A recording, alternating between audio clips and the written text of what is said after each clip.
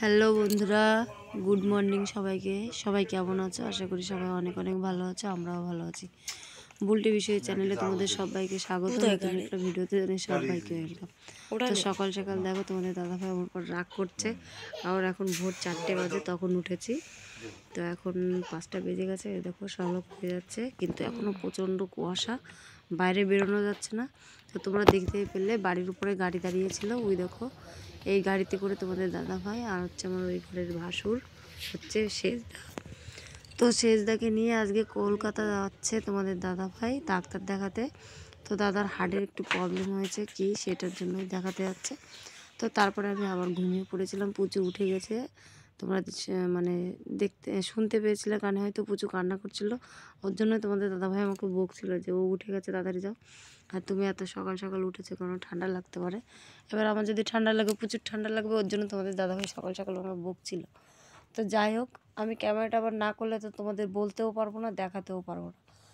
তাই ক্যামেরাটা একটু করে তাড়াতাড়ি ঘরে চলে গেলাম। তারপরে শুয়ে পড়েছিলাম ঘুম থেকে উঠে। আজকের দোকানে জানি প্রচণ্ড কুয়াশা পড়েছে আর প্রচুর হাওয়া দিচ্ছে সকালবেলা। তারপরে আবার 10টায় জিতুর স্কুল আছে, আর ঘুম থেকে উঠেছি আজকে 8টার দিকে। 7টা কততে যেন উঠেছি। তারপরে জিতুকে রেডি করিয়ে দিয়ে মানে পড়তে পাঠিয়ে দিয়েছি। তারপরে পুচুকে নিয়ে বসেছিলাম আমি অনেকক্ষণ। তারপরে যেই দেখেছি 8টা বেজে গেছে, তারপরে বিছানার থেকে বেরিয়ে মানে সকালে ঘর ঝাড় দেওয়া বা উঠানটা ঝাড় দিইনি, আগে রান্না করতে বসে পড়েছি আমি। আর পুচুকে নিয়ে রান্না করা মানে প্রচণ্ড ঝামেলা। দেখো ওইদিকে ও খেলা করছে, একবার ওকে দেখি একবার রান্না করি, এই করতে করতে মানে কি বলবো, এদিকে বেলাও হয়ে যাচ্ছে, কি করব। তারপরে দেখলাম আগে রান্নাটাই করে নিই, পুচুকে কোলে নিয়ে তারপরে যা করার করব। তো সব কাজ ফেলে রেখে আবার দোকানে যাচ্ছি, একজন দোকান থেকে ডাকছে। সকালে দোকানটা না খুললে পরে সবাই ডাকাডাকি করে, তারপরে একবার দোকানে এসেছি। এখানে এসে 3-4 জন দাঁড়িয়ে আছে, তাদেরকে দোকান দিয়ে তারপরে আবার বাড়িতে যাব। তো তারপর মধ্যে আবার যেই দোকানটা বন্ধ করেছে আবার একজন এসছে, তাকেও আবার দোকান দিতে এসেছি। সে নিচ্ছিল ডাল, ডিম, চা পাতা আর হচ্ছে সার্ফ। তো তাকে এগুলো সব কিছু দিয়ে টাকা বুঝিয়ে দিয়ে তারপরে দোকানটা বন্ধ করে এখন আবার বাড়িতে যাব। তো দোকানের মধ্যে লাইট জ্বালিয়ে রেখে গেছি, সকালবেলা দোকানটা ঝাড় দিয়ে দিলাম, তারপরে একটু ঘরের দরজায় জলটা দিয়ে তারপরে যাব।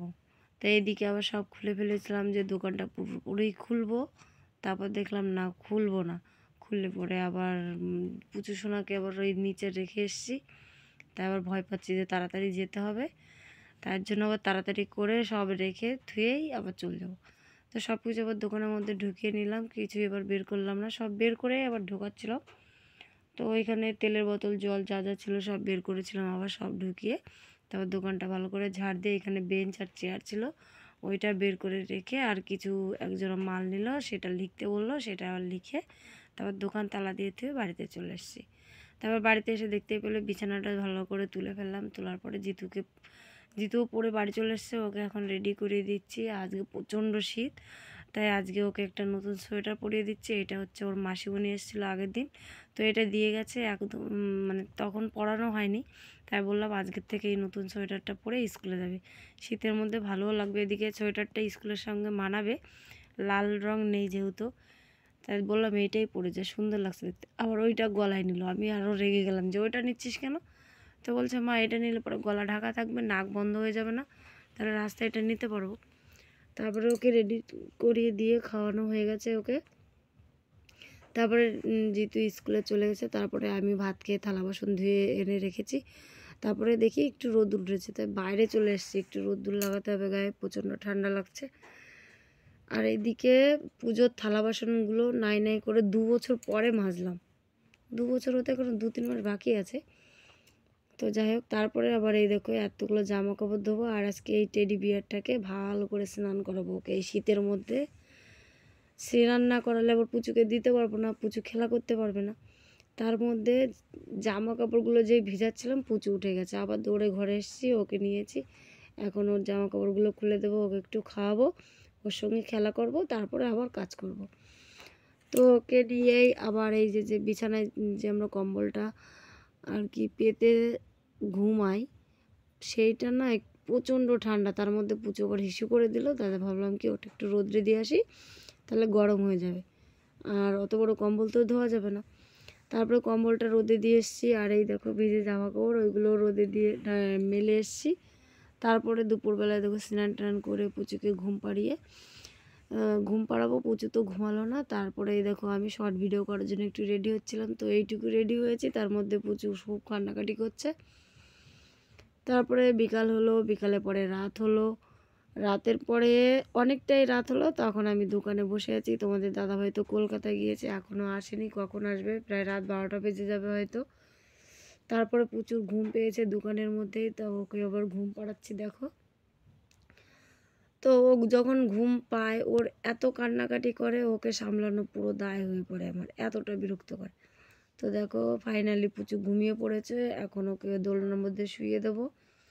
তো দোলনার মধ্যে তো শুয়ে দিয়েছিলাম, তারপরে বাড়িতে চলে এসেছি। বাড়িতে এসে রাত্রে রান্নাটা করতে হবে, তো তো রান্না বসিয়ে দিয়েছি, আলু সিদ্ধ সিম সিদ্ধ, আর রাত সকালের তরকারি আছে, আলু ভাজা আছে, ডিম ভাজা আছে, না ডিম ভাজা না, ডিম সিদ্ধ আছে। তো এখন একটু গরম গরম আলু সিদ্ধ ভাত হলেই হয়ে যাবে। আর এই দেখো কীভাবে রান্না করছি, এক চেয়ারের মধ্যে পুচুকে রেখে রান্না বান্না করে খাওয়া দাওয়া হয়ে গেছে রাত্রের। পুচুকে আবার রাত্রে ঘুম পাড়ানো হয়ে গেছে দেখো, আর জিতুকেও ঘুম পাড়িয়ে দিয়েছি। আর এখন আমারও খুব ঘুম পাচ্ছে, তো ওদের দুই ভাইকে ঘুম পাড়াতে গিয়ে আমার খুব ঘুম পেয়ে গেছে। কিন্তু আমার তো ঘুম পেলে হবে না, তোমাদের দাদাভাই আসবে। তো ফাইনালি তোমাদের দাদাভাই দেখো বাড়িতে চলে এসছে। আর এই দেখো এই দাদারই শরীরটা খারাপ ছিল, এই দাদাকে ডাক্তার দেখাতে নিয়ে গিয়েছিল তোমাদের দাদাভাই। তো সবাই ডাক্তার দেখিয়ে বাড়ি চলে এসছে। তো ডাক্তারে কি বললো সেটা তো আমি জানি না, এখন পরে হয়তো শুনবো, তারপরে তোমাদেরকে একদিন বলবো। তো তারপরে দেখো এই যে হচ্ছে এর গাড়িটা করে গিয়েছিল, তো সবাইকে ঘরে ডাকলো যে চা বানানো হবে, তো আসো একটু চা খেয়ে যাও। আর এই দেখো গাড়িটা এখন বাইরে দাঁড়িয়ে আছে, আর এই দেখো কত অন্ধকার, সবাই ঘুমিয়ে পড়েছে, এখন রাত 11টা বাজে, 11:30 বেজে গেছে ঘরে আসতে আসতে। তো তোমাদের দাদাভাই এখন জামা কাপড় চেঞ্জ করবে, তারপরে হাত পা ধোবে, ভাত টাত খাবে, তারপর শোবে। তো প্রথম থেকে লাস্ট অব্দি অবশ্যই ভিডিওটা তোমরা দেখো, আর লাইক শেয়ার কমেন্ট অবশ্যই করো। তো ভিডিওটা কেমন লাগলো অবশ্যই জানাবে কিন্তু বন্ধুরা। তো বাই বাই, গুড নাইট, কালকের ব্লগে আবার দেখা হবে।